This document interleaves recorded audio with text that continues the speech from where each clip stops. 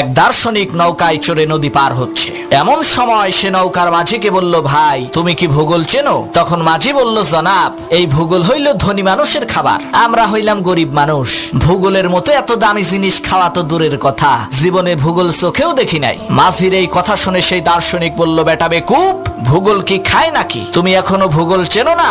তোমার তো জীবনের 6 আনাই শেষ। কিছুক্ষণ পর সেই দার্শনিক আবার সেই মাঝিকে জিজ্ঞেস করলো, তুমি কি ইতিহাস জানো? তখন মাঝি বলল, স্যার, ইতিহাস না খাইলেও পাতিহাস জীবনে বহুবার খাইছি। তখন দার্শনিক বলল, বেটা বেকুব, এখনো পর্যন্ত তুমি ইতিহাস জানো না? তাহলে তো তোমার জীবনের 12 আনাই শেষ। এমন সময় সেই নদীর মধ্যে তুফান শুরু হয়ে গেল। মাঝি তখন দার্শনিককে বলল, স্যার, আপনি কি সাঁতার জানেন? দার্শনিক বলল, না, তা তো জানি না। তখন মাঝি বলল, স্যার, আমার জীবনের 12 আনা শেষ হইলেও 4 আনা তো বাকি আছে, আর আপনার জীবনের তো 16 আনাই শেষ। সাঁতার জানেন না? এইবার পানির মধ্যে ডুবে মরেন, আমি গেলাম।